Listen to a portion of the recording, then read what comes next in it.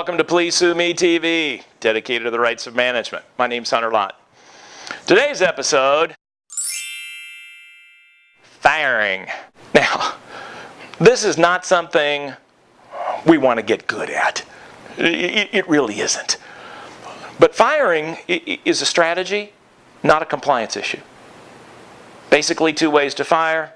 Reasonable. Here's a reasonable chance to save your job. You can quit, become productive, behave, or fire yourself. That shifts the emotional burden onto the employee, off the supervisor. We've talked in other episodes about the power of documentation. This 9 times out of 10, here's your job, it's up to you. A chance to salvage. The other option's at will.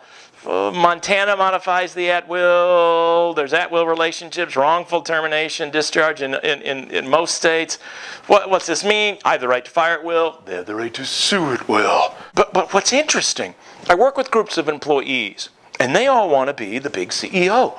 They want to be the big boss. And I say, why? And they say, wow, think how much fun it would be every day to walk in and to know you could fire everyone. You could fire all of them. What a rush. That's gotta feel good. Not that I do it, but what a feeling.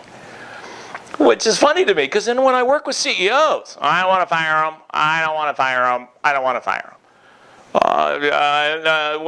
No, they should have been fired 17 years ago.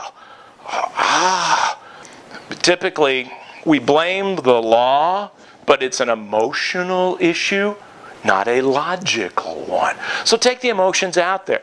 Part of this is getting up to speed just with the numbers. Now think, 121 million civilian workforce, give or take, Bureau of Labor Statistics.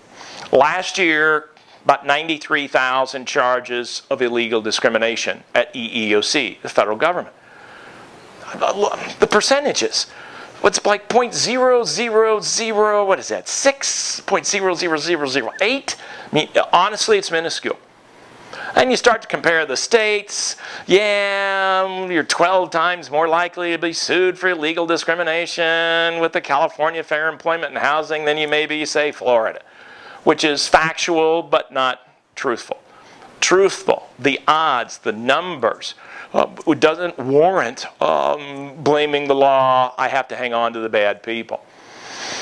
If you look in court, interesting, federal courts, the chances of the employee prevailing all the way through the system, all the way through, is just, we're talking very small numbers, 10, 15%. Again, numbers on our side. Usually these cases, if you'll read them, go to eeoc.gov, click on the newsroom, and read some of the crazy cases. You'll feel so much better about what's going on in your operation.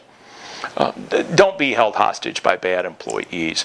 Firing bad employees is a reward to the good ones. Well, if they're going to sue, they're going to sue. I get this a lot. They're going to sue me no matter what. I said, are you convinced, 100%, 100% that they're going to sue you no matter what? Yes. I said, fine. Let's call the attorney, fire them tomorrow, and get sued the next day. I mean, it's not going to get cheaper in 2 to 3 years, and why drag down all your good people? If you're convinced 100% you're getting sued, talk to the attorney and take prompt and appropriate action. Again, bottom line.